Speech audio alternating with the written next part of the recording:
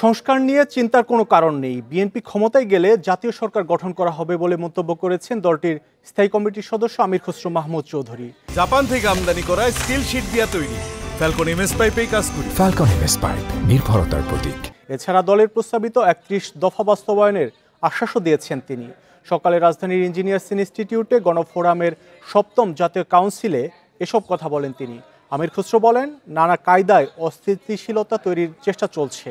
যে ঐক্যের মাধ্যমে ফ্যাসিস্টদের তাড়ানো হয়েছে সেই ঐক্য ধরে রাখতে হবে।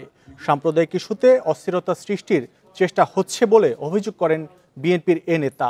অন্তর্বর্তী সরকার ছাড়া শান্তিপূর্ণ নির্বাচনে যাওয়া সম্ভব নয় বলেও মনে করেন তিনি। তাই সরকারকে সব ধরনের সহযোগিতা করছে বিএনপি।